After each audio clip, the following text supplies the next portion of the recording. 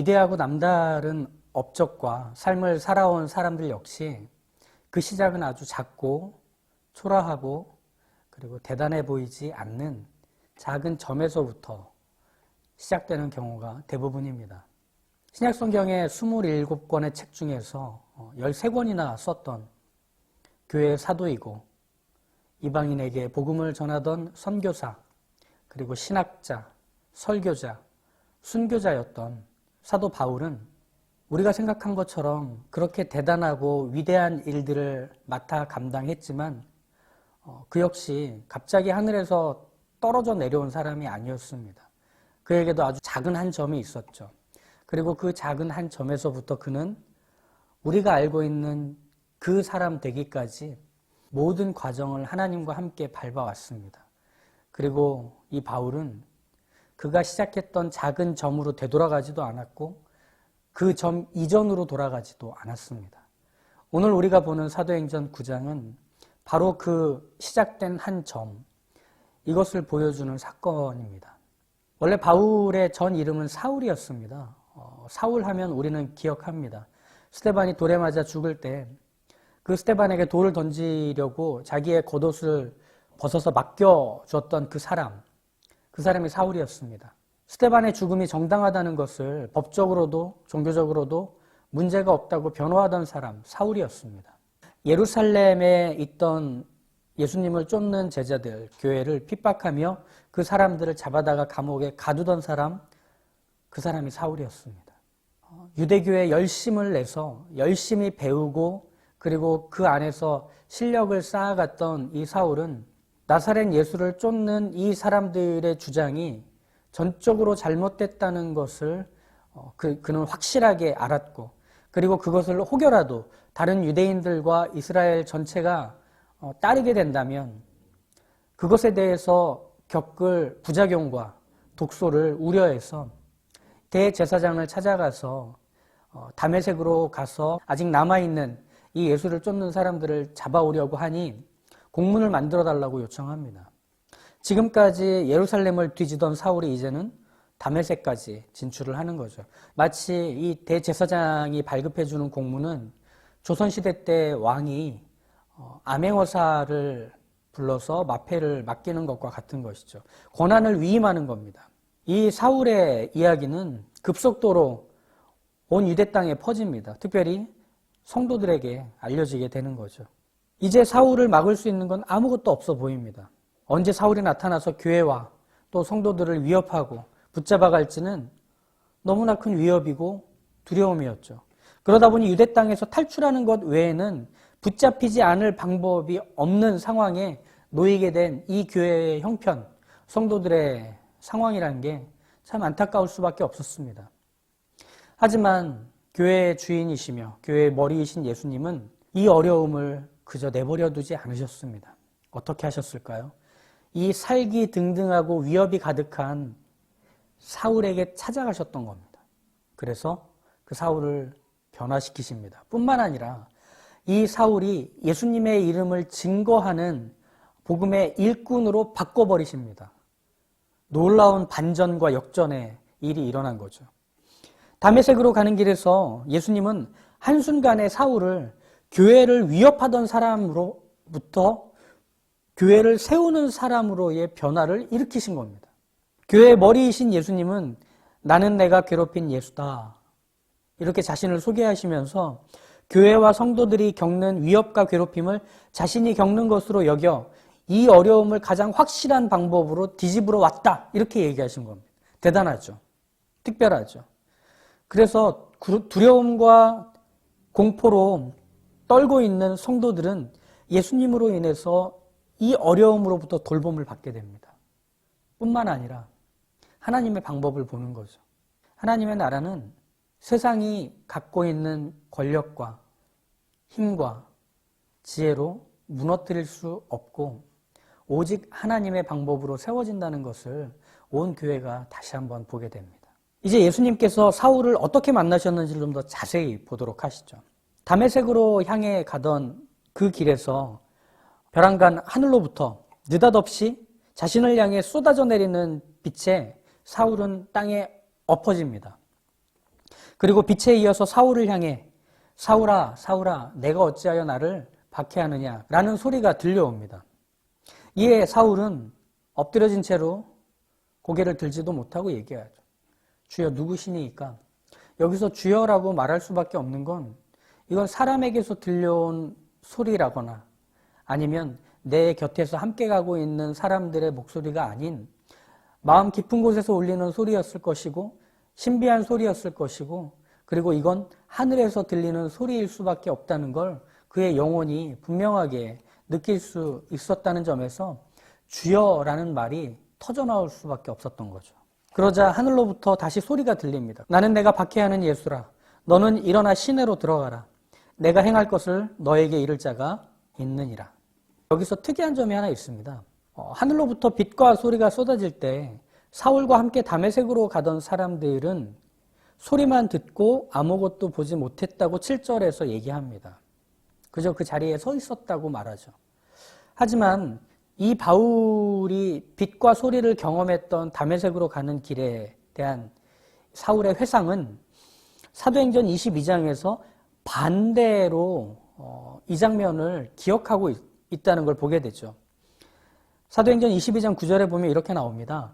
나와 함께 있는 사람들이 빛은 보면서도 나에게 말씀하시는 이의 소리는 듣지 못하더라. 사도행전 9장에서는 사울과 함께 있던 사람들이 소리만 들었다고 하는데 22장에서는 소리를 듣지 못했다고 말합니다. 어떤 기억이 틀린 걸까요? 아니면 성경의 오류인 걸까요? 놀라지 않으셔도 됩니다. 사실은 문제가 복잡한 게 아닙니다. 사울이 들었던 소리와 함께 있던 사람들이 들었다고 하는 소리가 달랐기 때문에 이렇게 적혀 있는 것 뿐입니다. 사울이 들었던 소리는 예수님께서 하늘에서 사울을 향해 말씀하신 소리였습니다. 사울아, 사울아. 반면에 이 사람들, 함께 있던 사람들이 들은 소리는 빛이 비친 현장에서 주여 누구시니까? 라고 했던 사울의 소리를 들었던 겁니다. 즉, 하늘에서 들려온 소리는 사울에게만 듣게 하신 신비한 소리, 사울만 들어야 했던 선명한 소리, 이것을 말하고 있는 거죠. 그렇기 때문에 사울아, 사울아 라는 이 소리는 예수님의 분명한 목소리가 사울을 향해 또 사울을 위해 하늘로부터 사울에게로 외쳐진 소리였던 겁니다. 그래서 사도행전 22장에서 사울이 그때를 떠올리며 하늘에서 들린 그 소리를 자신을 부르시는 소리였다고, 다른 사람들은 들을 수 없었던 것이었다고 기억하며 말했던 것. 그러니 잘못된 부분 없는 거죠. 오류는 없는 거죠. 이 얘기를 우린 좀 기억해 볼 필요가 있습니다. 그리고 곱씹어 봐야 합니다. 왜냐하면 바로 이 점이 사울이 회심한 사건에서 가장 중요한 점이 되기 때문입니다. 앞에서부터 지금까지 설교를 하면서 회심이란 말을 계속 하고 있는데요. 회심에 대한 얘기를 좀 정리를 하고 다음 이야기를 이어가도록 하겠습니다. 회심이란 한자로 풀어보면 돌아선 마음이라고 할 수 있습니다. 이 돌아선 마음, 회심, 또 성경에서는 회개라고도 하는 이 표현은 히브리어로는 슈브라고도 하고 헬라어로 이것을 다시 번역하면 메타노이아 이렇게 됩니다. 뜻을 풀어보자면 돌아서다, 다시 돌아간다. 이게 회심, 회개 때 쓰는 히브리어와 헬라어의 용례입니다. 사용법이죠. 그래서 회심이라고 하는 표현은 이런 정의가 가능합니다. 이전으로부터 돌아선 것, 그리고 원래의 자리로 돌아가는 것. 이게 회심입니다. 비슷해 보이지만 전혀 다른 두 가지의 의미가 이 회심 안에 들어가 있습니다. 예전으로부터 돌아서는 게 회심이고 원래 가야 하는 곳으로 가는 것이 회심입니다. 그럼 이제 사울의 이 회심 사건을 다시 떠올려 보시면 하늘로부터 들려온 사울아 사울아 라고 하는 이 소리는 그가 지금까지 해왔던 일이 예전 일이 되는 자리였습니다. 예수님께서 뭐라고 먼저 말씀하시죠? 사울아 사울아 어찌하여 나를 핍박하느냐, 어찌하여 나를 괴롭히느냐. 사울이 지금까지 했던 일들은 그가 유대인으로 그리고 유대교에 깊이 헌신해 있는 선생으로 그는 그의 경력과 그가 가지고 있는 지적인 능력과 그리고 재능과 그리고 시간과 에너지를 모두 들여서 열심히 성경을 연구했고, 그리고 그 성경에 나오는 율법과 장로들의 전통을 지키고 따르기 위해서 힘껏 살았습니다. 뿐만 아니라 그가 가지고 있는 모든 실력과 자원들을 가지고서 그 당시를 지배하는 철학과 사상들을 섭렵하는 일에도 최선을 다했습니다. 왜냐하면 모든 것보다 으뜸인 것이 율법이고 그리고 성경이라고 확신했기 때문이죠. 그러면서 나사렛 예수를 쫓는 제자들을 핍박했고 교회를 박해했습니다. 그가 지금까지 해왔던 일입니다. 그런데 이것이 예수님에 의해서 예수님을 괴롭게 했던 일, 예수님을 핍박했던 일이라고 규정이 됩니다. 여기서 예수님을 괴롭게 했던 그 일을 많은 사람들이 했을 테지만 예수님은 사울 네가 그랬다라고 얘기하죠. 회심은 사울이 이전에 살았던 모든 삶을 멈추고 새로운 삶을 시작하는 때, 다시 말하면 예수님을 핍박하던 삶을 끝내고 이제 예수님을 위하여 사는 시작이 펼쳐진 때, 이게 사울의 회심입니다. 그렇기 때문에 예수님은 그 소리를 사울에게 들리게 해야 하셨고, 그래서 그의 잘못을 확인시키시고 그를 그 잘못에서 돌아서게 하시는 것, 이게 예수님이 사울을 만나신 일이었죠. 회심은 잘못을 저지른 그것이 내가 한 일이고 그 잘못이 하나님을 향해 있다는 걸 알게 되면서 시작을 합니다. 하지만 여기서 오해하시면 안 되는 것이 회심은 반성이나 후회는 아닙니다. 내가 왜 그랬을까? 난 그러지 말았어야 됐는데, 내가 했던 것이 허무하고 내가 그렇게 살았던 것이 화가 난다 라고 하는 정도의 자책과 반성으로 회심이 끝나지 않습니다. 회심은 그것을 말하는 것이 아닙니다. 오히려 회심은 새로운 관계가 시작이 됐다는 것을 가지고 예전 것들을 끝내고 가는 겁니다. 마치 이쁜 새 옷을 준비해 놓고 나서 이전에 입던 옷을 벗는 것과 같은 것이죠. 새 옷도 없는 채로 옷을 벗었다가는 그냥 아무것도 입지 못한 벌거벗은 모습이 될 뿐입니다. 즉 회심은 새로운 관계가 열린 것, 그리고 그 관계가 선명하게 세워진 것을 알아 그것을 향해 가는 것, 이것이 회심입니다. 그래서 사울아 사울아 어찌하여 나를 핍박하느냐라는 소리에 사울은 즉시 이렇게 반응하죠. 주여 누구십니까? 이 반응에 대해서 예수님은 다시 얘기하십니다. 나는 네가 핍박하는 예수라. 새로운 시작이 열린 겁니다. 어떤 시작이죠? 예수님과 대화하는 시작입니다. 이게 성경에 쓰여 있으니까 하늘을 향해서 허공에 대고 얘기하는 것처럼 보이지만 사실 이 내용은 예수님과 사울이 처음 대화하는 장면입니다. 그 전에 사울이 살아있을 때에 예수님을 만났다는 기록은 없습니다. 그리고 사울도 그렇게 기억하고 있지는 않습니다. 예수님을 믿었거나 따라다니는 일도 없어 보입니다. 그렇기 때문에 지금의 이 장면은 예수님과의 관계의 물꼬가 처음 열린 모습이기도 합니다. 이것은 무엇을 뜻할까요? 이제 사울은 예수님을 모를래야 모를 수 없는 사람이 됐다는 얘기입니다. 이제 사울은 예수님을 거부하고 부인할 수는 있어도 절대 모른다고는 할 수 없는 새로운 시작이 열린 사람이 돼버린 겁니다. 이게 회심입니다. 나의 구원자를, 나의 하나님을 만나게 돼버린 것. 그러니 만나기 전으로 돌아갈 수 없는 것이죠. 이 사실이 다메섹으로 향해 걸어가던 사울에게 펼쳐졌고, 그리고 그 일로 인해서 사울은 심각하게 고민을 합니다. 그래서 땅바닥에서 일어서고 그 강렬한 빛에 의해서 앞이 안 보이게 된 후에 사람들의 도움을 받아 다메섹 시내로 들어간 후에 먹는 것도 마시는 것도 멈춘 채 이 고민과 생각을 이어갑니다. 그리고 예수님이 만났을 때 하셨던 얘기처럼 이제 자신이 해야 할 일을 말해줄 누군가를 기다릴 수밖에 없게 되는 거죠. 그동안 자기가 주도하며 자신이 주인이 되고 자신의 열렬함으로 하나님께 영광을 돌린다고 생각했던 그 삶에서 모든 것을 내려놓을 수밖에 없는 무기력함과 그리고 배고픔으로 사울은 아무것도 보지 못한 채 그 자리에 있습니다. 사울의 회심은 이렇듯 예수님을 모르고 핍박하던 때로부터 돌아서게 되는 그것이 사울의 회심이었습니다. 그리고 사울의 회심은 단순히 돌아선 것뿐 아니라 이제 예수님을 알고 예수님을 의식하고 예수님을 떠올리는 삶으로의 시작이기도 했던 것. 이게 사울의 회심입니다. 그의 인생에 돌이킬 수 없는 큰 전환점을 맞이하게 된 것이죠.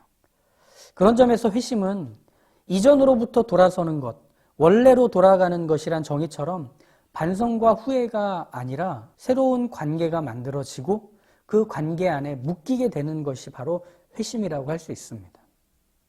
그래서 회심은 우리로 하여금 평생에 단 한 번 겪는 일이 될 수밖에 없습니다. 왜냐하면 그 인생의 큰 전환점, 변화가 일어난 시작이기 때문이죠. 예전의 나로부터 돌아서서 새로운 관계에 합당하게 살아내고 싶은 나로의 시작이 일어난 것이기 때문에 회심은 단 한 번 일어나는 일입니다. 그러면 이런 생각 들지 않으십니까? 어릴 때부터 내가 기억도 안 나는 때부터 나는 교회를 다녔고 그리고 교회에 익숙하고 성경을 읽었고 그리고 예수님을 믿는다고 여겨왔는데 나 같은 사람에게는 이런 회심이 일어나지 않았다면 나는 구원받지 못한 건가? 나는 거듭나지 못한 건가? 이런 생각을 하실 수 있습니다.